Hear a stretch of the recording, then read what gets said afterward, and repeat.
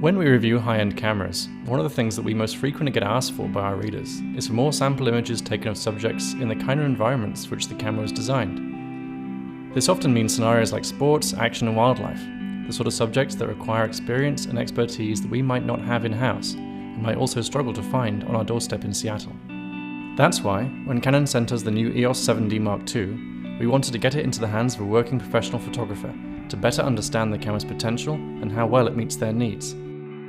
So we've come to beautiful Kalispell, Montana to the Triple D Game Farm to shoot with Adam Jones, a professional nature and wildlife photographer.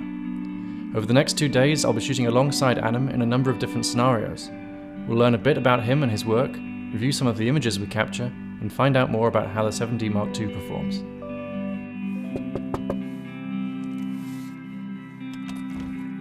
Hi there, Barney. Barney, nice to meet you. You too, sir. Welcome. It's a pleasure. Glad we finally get to meet. Have you liked what we've done with the place? It's beautiful.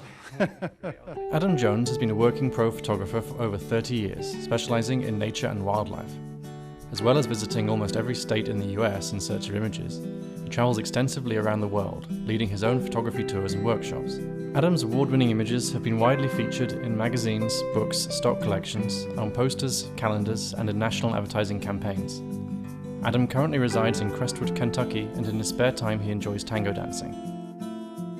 One of the criticisms we get a lot at DP Review is that when we get these cameras into review, we can't always get them into situations they're designed for, really. You know, Right. we can't just walk out of our office door and get tigers and mountain lions and everything else, so I'm really hoping if we get it in your hands and you can show me a few tricks, we can come up with some good images. Certainly. And that's what I would rather do too. I don't care so much about test charts and scientific evaluations of the gear as much as I do real world. Will it do the job that I need it to do and be publishable anywhere? You know, what does the camera have to do to capture these kind of animals? Well, first it has to be a high resolution camera, and this 20.2 megapixels is certainly high enough resolution that you could even crop this cropped sensor.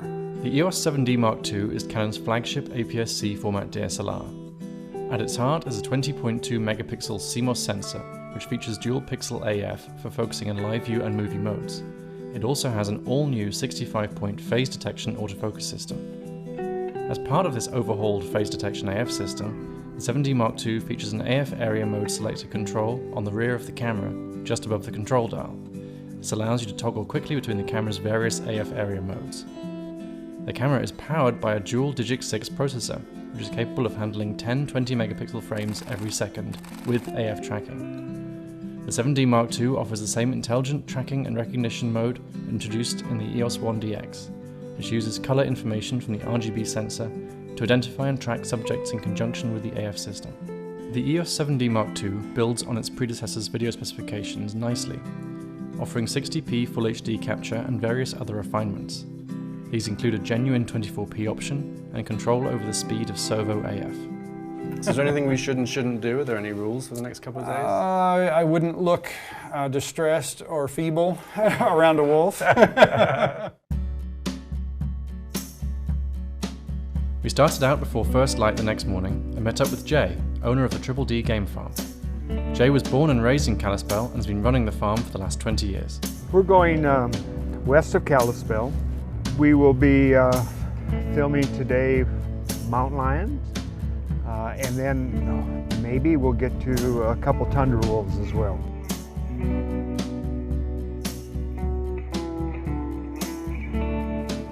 Okay.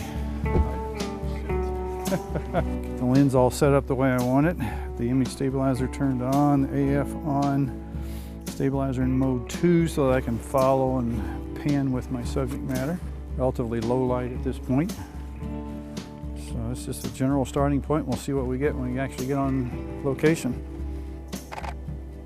I probably don't need 10 frames a second for this landscape, do I? Battery's good, and I use evaluative metering for virtually everything I shoot. Got that set. I would pull up your RGB histogram instead of just the luminance histogram. And the luminance histogram makes it look like you're still underexposed and you're not. So I always run the 3 channels so I can All right, done. view that. And I also just slipped a set of teleconverters in my pocket. And I stack an extension tube between them so I can stack them in one unit and carry them. Our first scenario was with a mountain lion. We wanted to test the 7D's autofocus, high ISO image quality, and 10 frames per second capability. Before we started shooting, Jay gave us a little safety intro on working with a wild cat. We have a few rules that we ask that you adhere to. Absolutely nobody ever turn your back on any of our animals. Nobody touch them. Never make noises or call the animal's name. For mountain lions, do not get into a low position. Right, Adam, so we've had the safety information, we've had the safety briefing, we know where we're shooting now. And what's your plan? We've got the tops just up there. I think that would look beautiful because we're down almost below eye level here, so All right. I think that could be awesome coming straight at us, right? As long as you're in front of me when it's coming straight at us. And I'm going to push you and go like this. Cat is just entering the compound. Our first session with the mountain lion took place not long after sunrise and covered several different scenarios. First, we wanted to capture the lion leaping from one rock to another to test out the 7D Mark II's high-speed 10 FPS capture rate. Then, we shot some static portraits under diffuse light. And once the sun was fully lighting the scene, we practiced AF tracking on the lion walking and running towards us. For almost all of this shoot, we used Canon's EF 70-200mm f2.8 Mark II, which covers an effective focal range of 135 to 320mm on the EOS 7D Mark II. So how are you doing, Adam? Are you sticking with 10 frames per second? Yeah, oh yeah. Autofocus seems to be staying right on it. What focus mode were you using for that one? I was using 4 points in single shot, so I was just focusing, holding the shutter and recomposing. Oh, okay. Oh, you're getting much nicer stuff than me, which makes sense. So if we did our jobs right, we should have pictures of it posing, static. We should have pictures of it running. Leaping from rock to rock. And walking. All right, we should get it sleeping before the end of the day. We need a mating shot. No, we don't. After the mountain lion, we headed over to our next location to photograph 2 tundra wolves. Before we started out, we took a moment to talk to Heather, one of the trainers from the Triple D game farm, about working with the animals. The way I raise and train is with love and respect. When you raise them from before they even open their eyes and they see you as mom, there's no feeling like it. All right, Adam, so location number 2, we've had lunch, we've got warmed up, we've done the mountain lion, now we're doing wolves. So what's the plan? Let's bring them out and see what happens, really. They're going to do what wolves are going to do what wolves want to do. And then our last shoot with the mountain lion, we were doing portraits, so I'm on 1 shot for doing portraits, so I'm going to switch that back. I'm on 1600 ISO because they're over there in the shade and not a lot of light, and I want to err again on the side of having plenty of shutter speed. I might even go higher than that, I might go to 3200. We'll see what we get. Yeah. Positioned across from us on the other side of a river, the wolves ran up and down the bank, allowing us to practice panning shots. With ISO sensitivities high in the low light, we captured action-freezing high shutter speed shots and also experimented with some slow shutter speed panning to get more of an impression of movement. The wolves wading through the water also gave us an opportunity to test the 7D Mark II's AF tracking at very close range. Well, I switched to the 200 to 400 just to prove I'm more of a man, or at least as much of a man as Adam. And I'm starting to regret it because I can't actually keep the thing steady. This thing is absurd. Like a sensible man, you've got your 200 to 400mm on a tripod. Right. You know, do some video with it, right? Yeah, absolutely. Thought we would do a little video in 60p. So how are you focusing this footage? Are you doing this manually or are you doing it automatically? I'm using the front shutter button for 1-shot autofocus. So that's just like it would be in stills, right? Correct. Yeah. Correct. I can quickly re-grab the focus if they change, and then I'm going to pan with them. I can come back and acquire focus by tapping the shutter button, just like stills. Very nice. Shooting 24 frames per second, the 7D Mark II is capable of continuous autofocus, meaning the camera automatically maintains focus on a moving subject. The wolves were tough subjects. They're fast, unpredictable, and we were shooting in constantly changing but very low light. Both Adam and I found that we got best results when we kept things simple.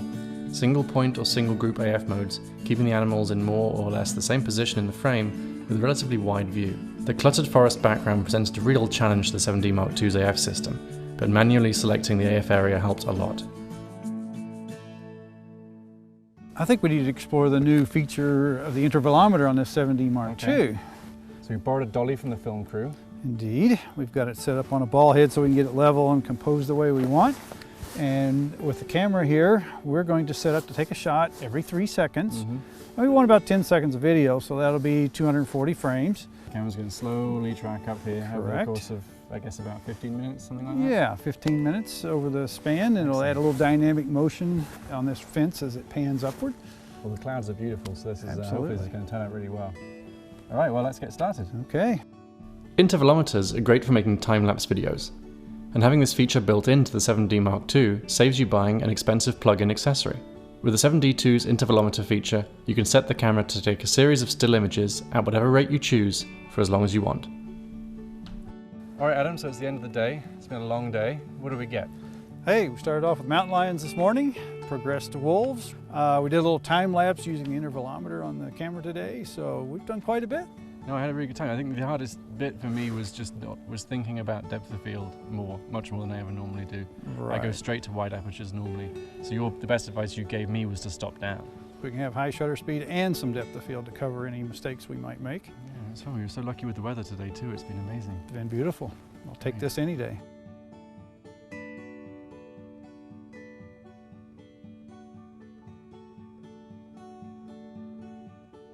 After the excitement of mountain lions and wolves, day 2 took us in search of a less carnivorous photographic subject, namely a sunrise over a lake.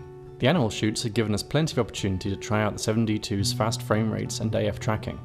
But for this next shoot, we wanted to check out its image quality at low ISO sensitivities, its detail resolution, and the built-in GPS.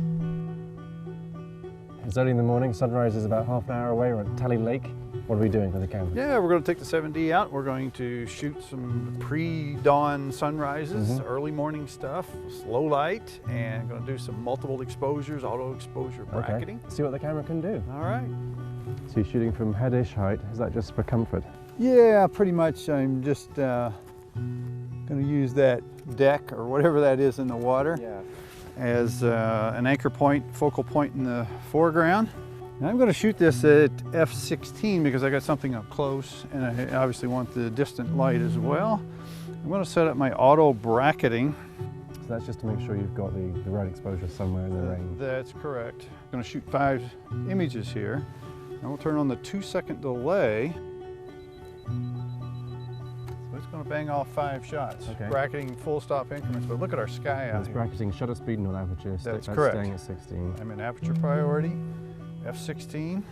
So it looks like somewhere in the middle is about right. Yeah, the meter's pretty much right on as it is. Now that's 100 ISO. Let's bump it up to 400 ISO, shorten up our exposure. After getting the obvious shot, a wide-angle view of the lake, we switched to Canon's new 200 to 400mm telezoom to capture some distant details. I tell you what, I'm impressed with the viewfinder too on the 7D. It doesn't have that tunnel look like you're looking down a long... Yeah, it's nice to be quiet. Yeah. And I'm also engaging the live view to take the mirror slap out. Look at that. Oh, beautiful. That looks good. That's really nice. The 7D Mark II features a built-in GPS, which uses satellites to precisely locate itself and then saves that location information into your pictures. This is a great feature for travel and location photography because it allows you to pinpoint exactly where you were when you took a particular image. We just need a grizzly bear walking down the bank or something to kind of spice it up. Nope. Disagree. After 2 busy days of shooting, we headed back to the lodge for our final task, reviewing the images. Starting with Adam's pictures of the mountain lion from day 1, we went through the shots to see how well the 7D Mark II performed in our various shooting scenarios. Well, the first issue was the light, of course. We get there and the light's filtering through the trees. It's just barely over the horizon. So we had low light, which the high ISO capabilities come into play. And of course, the color balance being cloudy or actually almost an open shade situation, you know, we really needed to warm up the JPEGs. And I want some depth of field. In the old days when I shot film, I didn't get the choice of shutter speed and depth of field. Yeah. Now with digital, I can have both. Just raise the ISO. Raise the ISO, exactly. And as long as your camera can handle that or you're comfortable with whatever the noise levels are or not, you're good to go. Fantastic. This was 1600 ISO, I think, or somewhere in that range. And then we stopped down, or I stopped down to about 10 or 11, f10 or 11. Enough depth of field to cover the body, because we may not be perfectly square with her. All right, so this is actually the same setup, but head on, if I remember right. Correct. Just looking for that decisive moment as she's springing and just initiating the autofocus and the drive with the shutter finger and just let it rip at 10 frames a second. And what was your hit rate for this kind of sequence? Well, in the servo tracking mode, again, I had the 12 autofocus boxes selected, and they're all cross-type sensors. So I feel like I was getting 8 out of 10. At the beginning, obviously, she's not moving very fast, and it starts moving quicker and quicker, and she's getting closer and closer, which really taxes the autofocus. But the hit rate was quite good. I was very pleased. Are we still at fairly high ISO here? It's hard to tell. Yes, we are at high ISO, believe it or not. And that's the good news, is that it is hard to tell. I'm at 1600 on almost all of these, just for the action stopping capability. As we talked in the field, I wanted to err on the side of plenty of shutter speed so we don't get anything blurry because we weren't fast enough. All right, so what are we doing here? This is you've switched to a sort of more portrait approach for this one. Yes, on this one I switched over the 200 to 400. Okay. And this is at 400 millimeters, handheld, with the image stabilization on, obviously. And still, again, 800 ISO, somewhere in that range, stopping down to f8. And boy, I mean, it's just razor sharp. It's just a superb lens on a great camera. And the background looks lovely as well, doesn't it? Right. Okay, so that's the mountain lion stuff. And then later on in the day, we had a bit of lunch and we looked at what we got, and we came back and we started looking at some wolves. We got 2 wolves. Yeah, well, these guys were kind of like the bad boys. We were really spoiled, first off, with the mountain lion, who cooperated beautifully. The wolves were a little bit more rowdy, ran around more helter-skelter, and really were challenging to photograph. So we're panning, we're going click and swinging the camera, trying to stay at the same rate that our subject's moving. It's quite difficult when they're not right square out in front of you. This particular image, I cropped it a little bit. You know, having a high-resolution 20 megapixel sensor, even though it's a smaller sensor, it still allows you a little bit of room to finagle, and you've still got a high-res image. That was the toughest shoot for me, definitely. Absolutely. And then this morning we got a real treat. We went out to a lake not far away, and we got the most beautiful sunrise.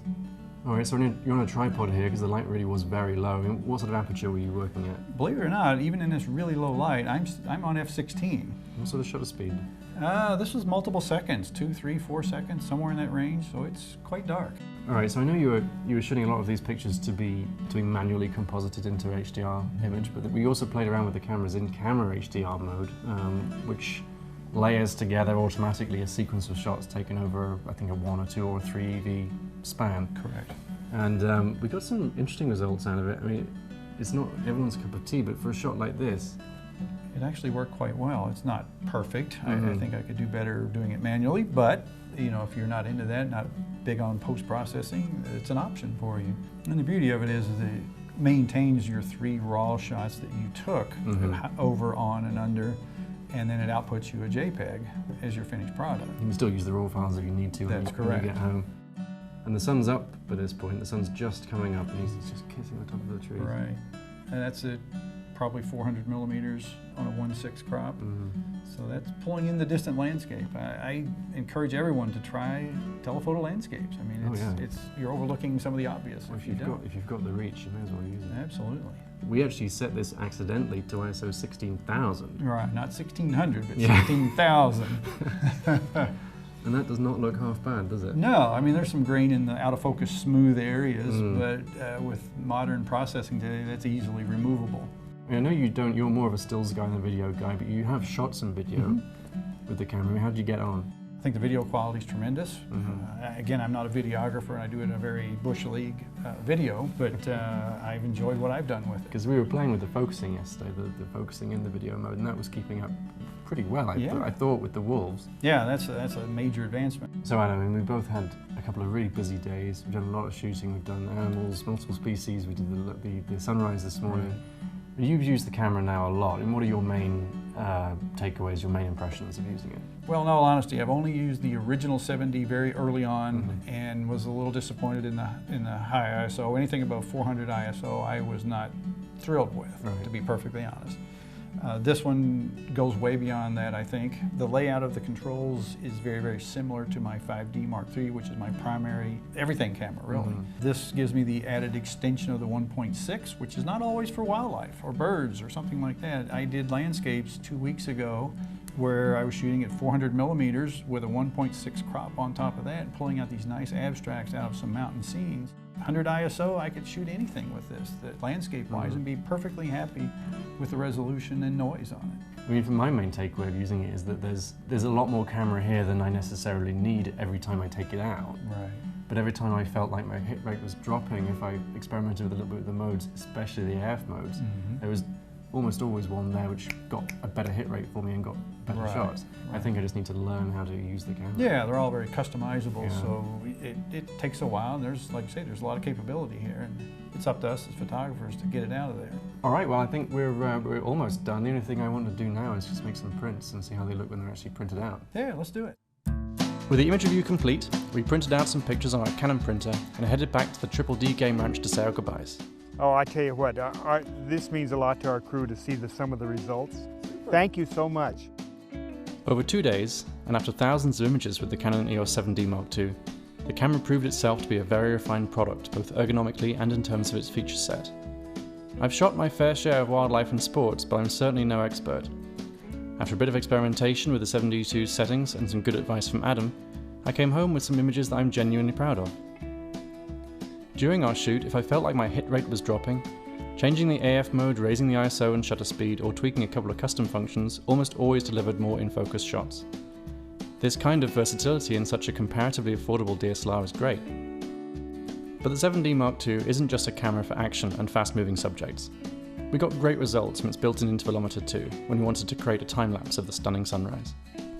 I get to handle a lot of cameras in my role at DP Review, and I can honestly say that the 7D Mark II is one of the most capable DSLRs I've ever used, and certainly one of the most fun.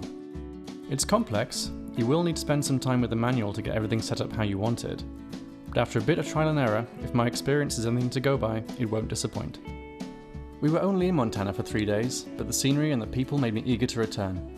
I love the light out here, it's really big sky country, a great place to watch the stars traverse the night sky and see the sunrise. I also really enjoyed spending some time with Adam. He's a nice guy and a great photographer. What he does he makes look easy, but I know how hard it can be to go out early in the morning into unpredictable conditions and come back with a great shot. Adam consistently captured images that I didn't see, from angles I didn't think were going to deliver great pictures. He's a hard-working, experienced professional, and it was a pleasure to shoot alongside him. Until next time, I'm Barney Britton from DPReview.com.